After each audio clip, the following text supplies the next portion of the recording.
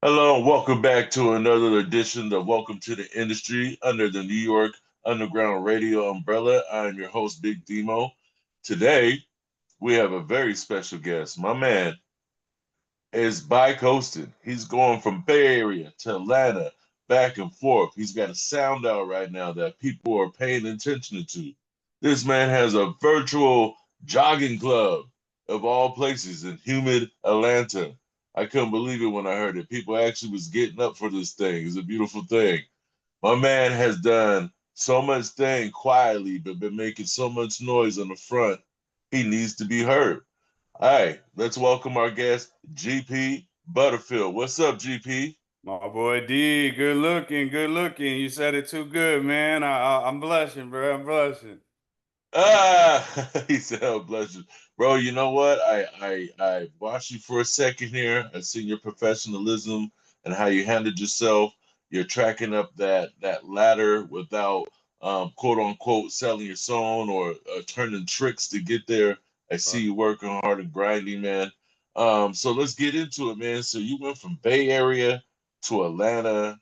Tell us a little about that, and is has it changed your music or added anything to your music?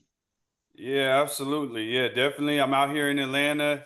My story, there's one more step in the story. I lived in LA for 5 years and I operated a four-room recording studio in North Hollywood. And in the Bay Area where I got my roots, I fell in love with hip hop, like acts like Living Legends, Murs. There's a lot of Right. hieroglyphics. There's a lot of like underground hip hop that came out in Northern California. And so I really more just gravitated towards that. So my roots is like more East Coast underground, some underground hip hop type stuff. And then when I moved to LA, I got put onto with the songwriting. I wrote a bunch of songs that got placed on TV shows and with artists. And so that made my sound a little more universal. And then when I came to Atlanta just they so good at music here. Like the pocket and the creativity is just phenomenal. And so I think I got a lot better at making music here because I was able to hear the music from a little bit different perspective. And so yeah, I'll say like being from the Bay, growing up in the hyphy movement, I got the culture there. I lived in LA and I really tapped in with the industry. I got to work with some good people. And then I feel like here in Atlanta, my whole sound just coming together. Now I got a sound I call like boom trap. It's like boom bap influence, but I still like the 808s and the rolling drums. And so yeah, that's my spiel, man.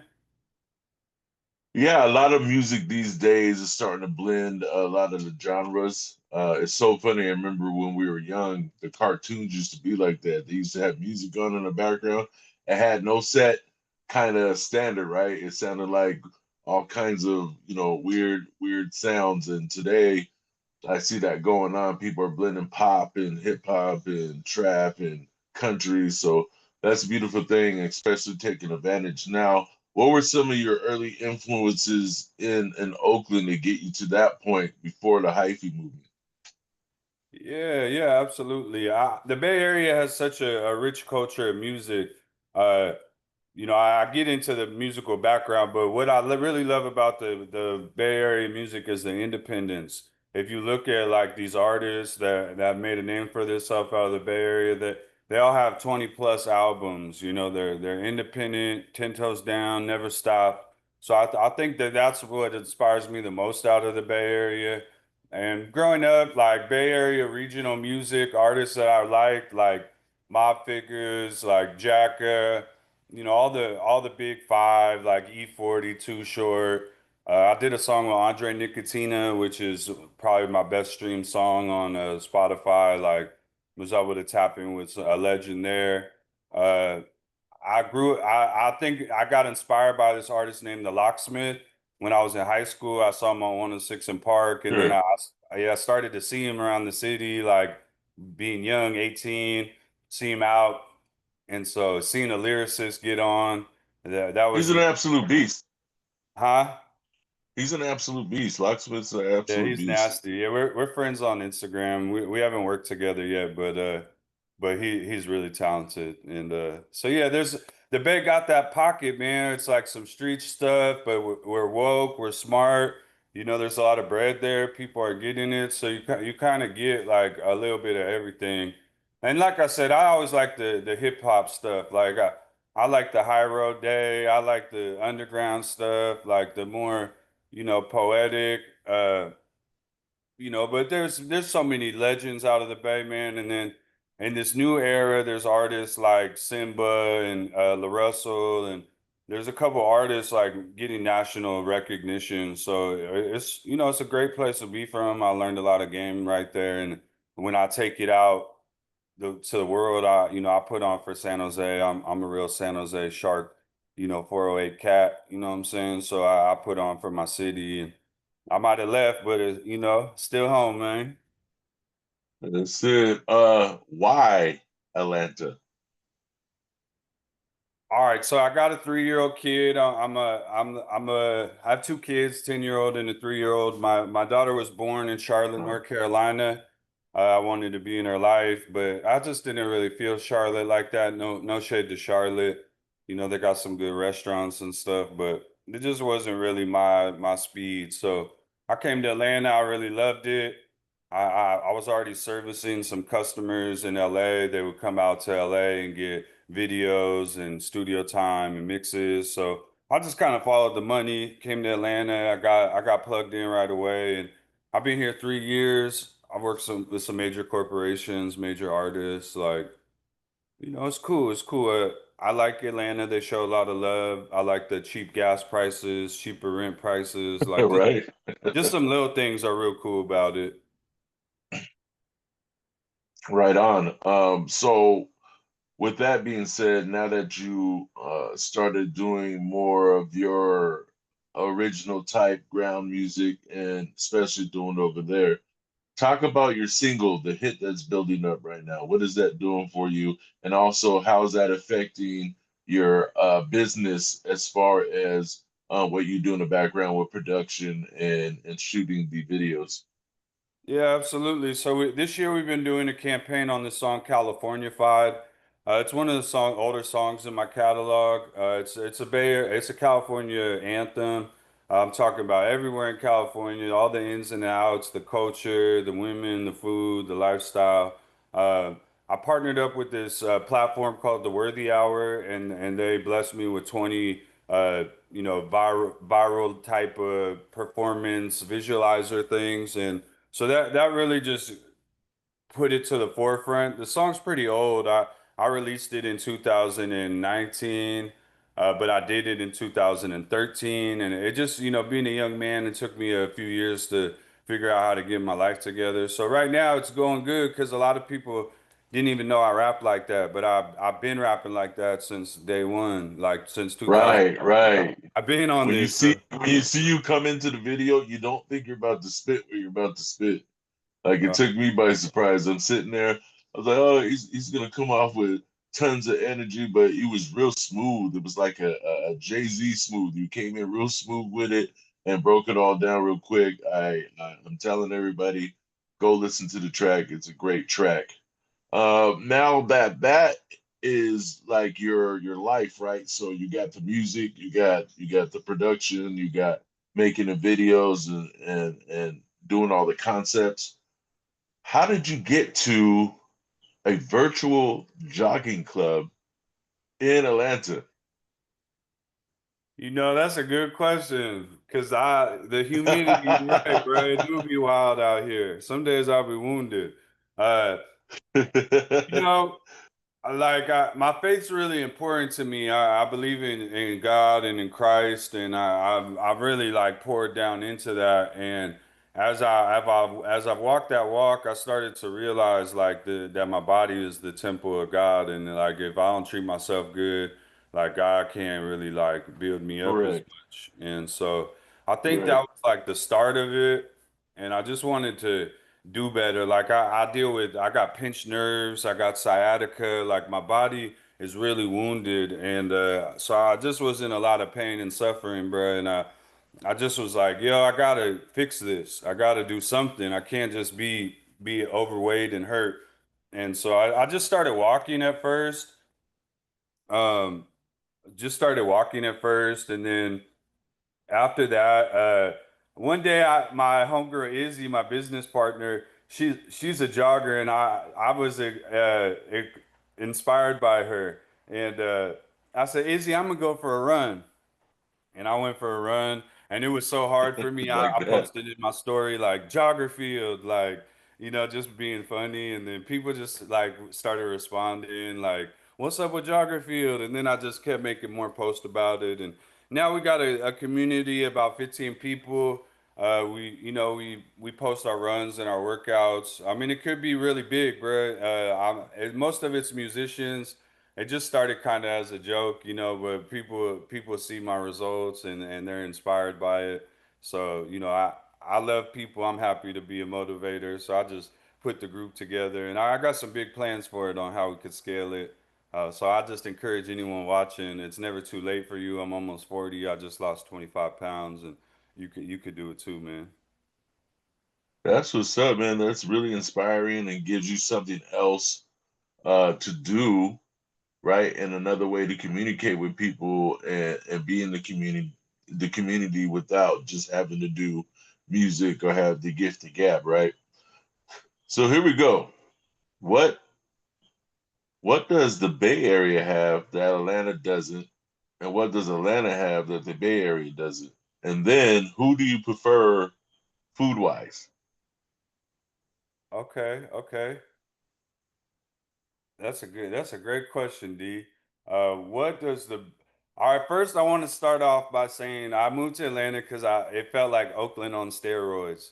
So it gave me a lot of the same vibes, like the same energy, same environment. Right, just because of the healthy music scene and the culture, right? Yeah, the culture. Like, Oakland's like, predominantly black community in the Bay Area, or it was for a long time. Atlanta's predominantly black as well, and just on steroids. Like Atlanta, a big city, Oakland, they call it the town. It's small town. It's like 500,000 people there. Atlanta got like 4 million people or something. So, all right, they have a lot of similarities. So we'll start with that. I could say. I'm gonna think of the first part, but what they don't got, what I like in the Bay is the Asian food. Atlanta got Asian food, and it's mad decent. There's some good But Asian. it's not like our West Coast stuff, huh? Nah, it ain't like in the Bay Area. You could get all of it. Like you could get it here in Atlanta, but it's something about that diversity in the Bay. Like in your apartment complex, you're gonna have every race ever, and so you just have more access to it. And then what I think Atlanta for sure don't have is the beach. The Atlanta for sure don't got the beach, and I do miss the beach and the ocean. They got lakes and stuff, and Florida's not too far. The coast's not too far, but it's for sure not like driving from the valley to Santa Monica or something where you could just go pop out real quick. Word. And then Atlanta does have some stuff that Cali don't have, which is like affordability on gas, some little perks, the man. Like the stuff that counts, right?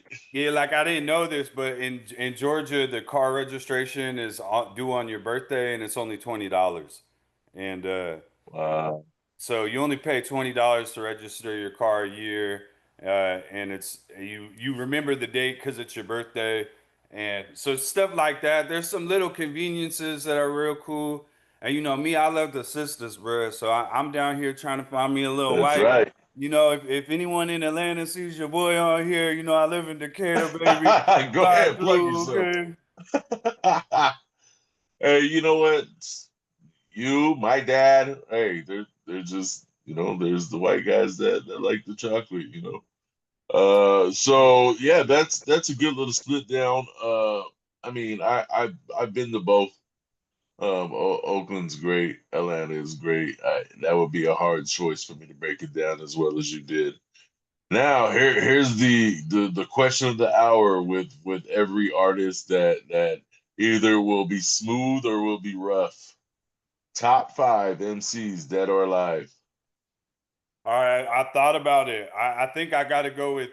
I don't do the top five dead or alive. I do the top five most influenced me. I think Okay. that's a bit more important. I think that's a better list. So I'm gonna go Scarface. Scarface Okay. influenced me. AZ influenced me. Fabulous influenced me. Uh, let's see. Murs influenced me, and I would say like when I was a kid, I really liked Royce the 5'9". I think Royce the 5'9". Royce is Uh, nice. Still nice. those MCs all really AZ, Nas. There's a couple of people that really inspired me as a kid and wanted me to get into music. I think one thing I noticed about all those artists is they all have the monotone voice and they're all poetic.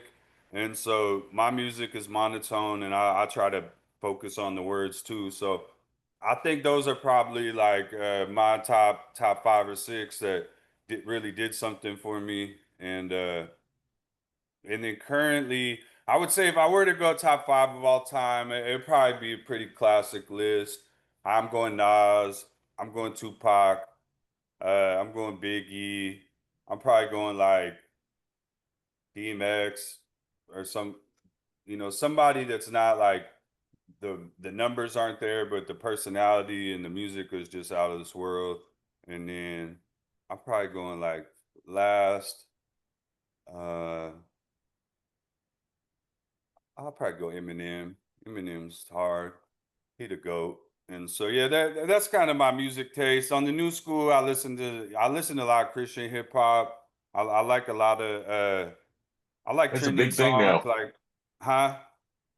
That's a big thing now. Christian hip hop. It's like really developed. Yeah, there's some fire dudes. Caleb Gordon, Hovey, uh, One Few. There's a couple dudes that are what's his name? Jay Monty. Jay Monty, one of the hardest lyricists of all time. So that dude is nasty work. And so I just like the positivity. I'm not quite a Christian artist, but I love the Lord. So I tap in and check it out. So I like R&B, neo soul, some smooth stuff, something I play with the ladies, some of the ladies going like, and that's my taste, man. As we begin to wrap up, what is next for GP Butterfield? Well, D, I appreciate that. All right, here's the deal, y'all. I'm gonna try to break the Guinness World Record. I got 56 albums, 30 rap albums, 26 beat tapes.